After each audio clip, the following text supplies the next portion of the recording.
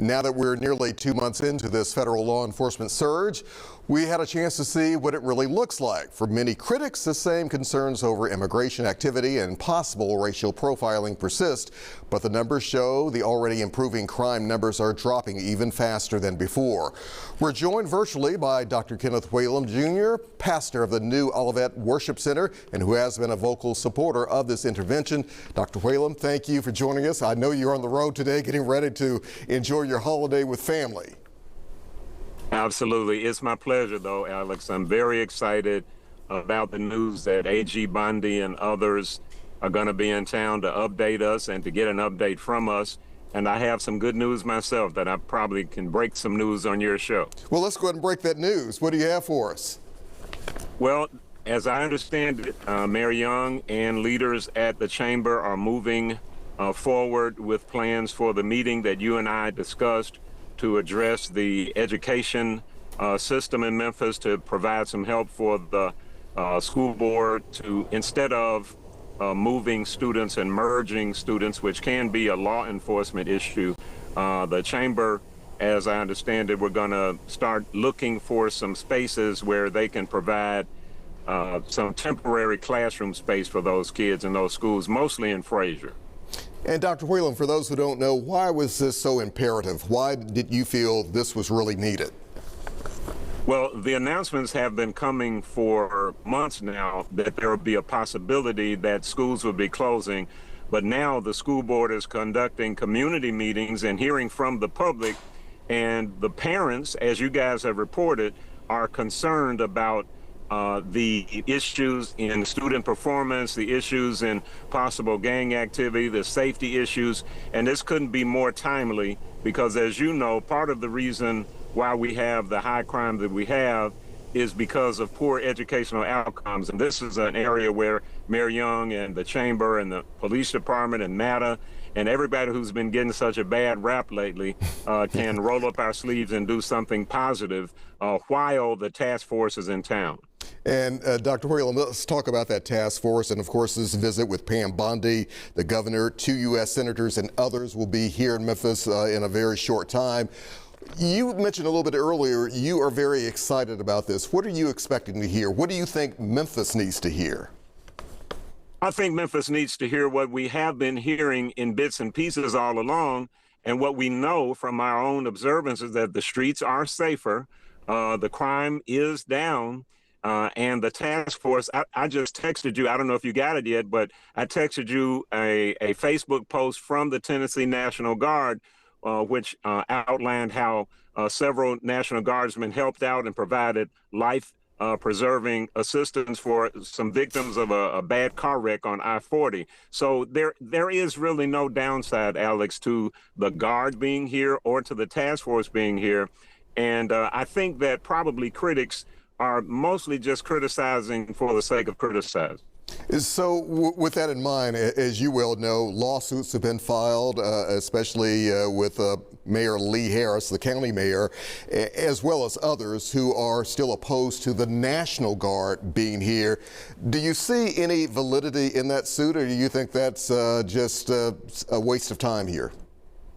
Well, in terms of validity, anybody can always sue for any reason. My concern is that the taxpayers are paying for the lawsuits, Alex. Every time you hear about a lawsuit like this, if the school board is suing the county commission, or the county commission is suing some other governmental entity, or somebody is suing the governor, the taxpayers, we are left holding the bag.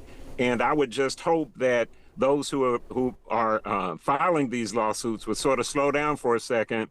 Let's not enrich lawyers. Let's enrich our atmosphere so that our children can be properly educated and we can provide as much safety as possible in the streets of Memphis. I'm very excited about that. So, Dr. Whalum, are you expecting, kind of looking into the future here, more of a pep rally this afternoon? Because I know you and I have talked many times here on 3 at 3 about what else is needed for the city of Memphis, not just arrests, but also investments maybe from the federal government and the state as well to help the city of Memphis and Shelby County. No, I'm not expecting a pep rally at all. In fact, I wouldn't be surprised, Alex, if A.G. Bundy and others are as strident as they were last time. I don't see any reason for them to soften their tone. I don't see any reason for them to back off what they said they wanted to do in the first place, which is to provide law enforcement assistance to make, I'm quoting the memorandum now, to make the streets of Memphis safer than they've ever been for the residents of Memphis. No, I don't expect AG Bondi to soften her tone. If she does, I'd be surprised about that.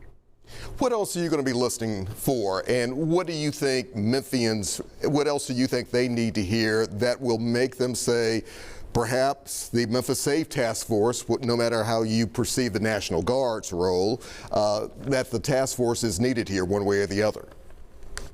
I think the citizens of Memphis want to hear that the task force, no matter who the task force is comprised of, is going to be here as long as possible.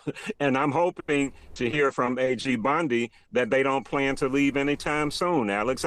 There is no downside to the steep drop in violent crime that we're experiencing in Memphis. There's no downside to a decrease in crime. And again, Alex, I don't think most Memphians are opposed to either the task force or the National Guard. I think a few people are opposed, and some in elected office who have other, perhaps, motives in being so publicly critical. But again, I don't think the majority of citizens of Memphis are opposed.